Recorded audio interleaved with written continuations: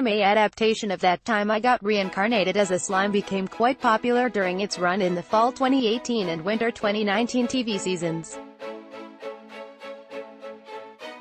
Enough so that Crunchyroll had part of its industry booth specifically devoted to an interactive feature involving it at this year's edition of Anime Central.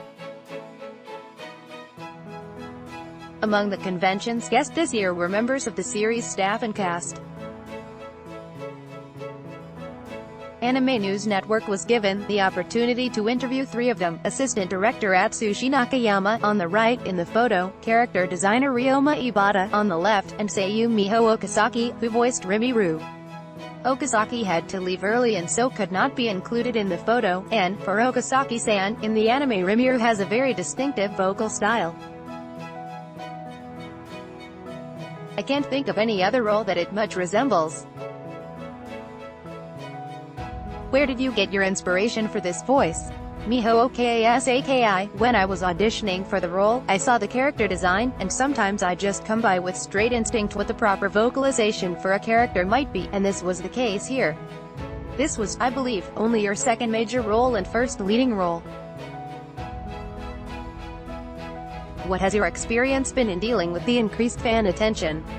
Okazaki: I'm very happy that all the people who didn't know me got to know me as a voice actor through the series. Were there any scenes that you particularly enjoyed voicing? Okazaki: it's very difficult to answer. That would be the establishment with the elves, where Rimuru gets to see the ladies there. It's not the kind of role that I get too often, so it was fun to do. Miho Okazaki had to leave at this point. For Nakayama-san and Ibata-san, at the time you signed on to the series, what was your level of familiarity with the source novels and/or manga version? Ryoumaebata: for me, I read all of the original web version that became the novels. I hadn't read any of the manga version. Atsushi Nakayama: for me, I only knew about the title, and that it was a popular title from the website. So that's where I started. For Nakayama-san, you are listed in our site's encyclopedia as both the assistant director and an episode director. Can you clarify your responsibilities in each role? Nakayama: my role as assistant director was to be with the director, Yasuhito Kikuchi, and participate in production meetings and also work with the plot development. Director Kikuchi mostly had the task of working on the screenplay and storyboard phase. Most of my assistant director work involved the photography and final delivery of the film. As episode technical director, I worked on episode 1 and some of the key episodes. Most episode directors would not be worried about what happens in the continuity of the following episodes, but since I was also assistant director, I took notes about what to do with the continuity as well. Also, for Nakayama-san, you have served as episode director numerous times over the past 20 years. In your experience, has there been any major change to that role over time? Nakayama: the biggest change in my 20 years was the production going from analog to digital. This was taking place about 15 to 20 years ago. Before getting into anime, I worked in the video game field with a lot of CG works, so I actually went into the industry selling myself as someone very versed in digital production. For Ibata-san, how much interaction, if any, did you have with light novel illustrator Mits Bah or mangaka Taiki Kawakami about the character design process? Ibata: at the very beginning, when I still had a blank sheet, I had a meeting with both to set the direction for the anime.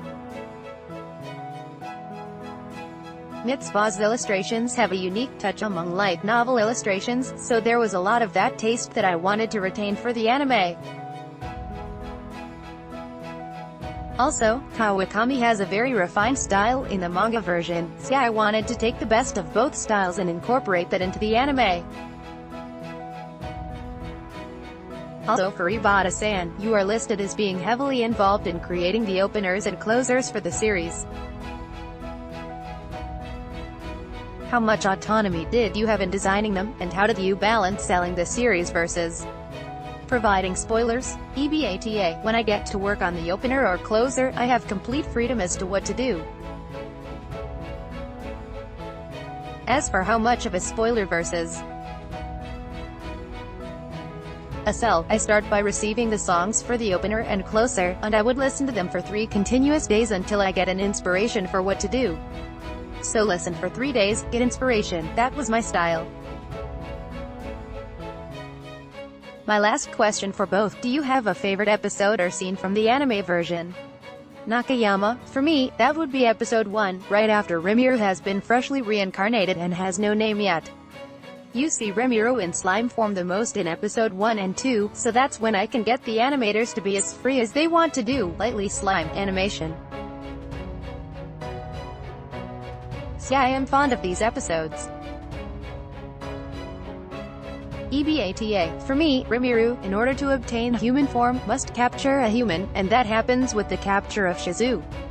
Shizu gives her life in order for Rimuru to obtain human form, and that's my favorite scene.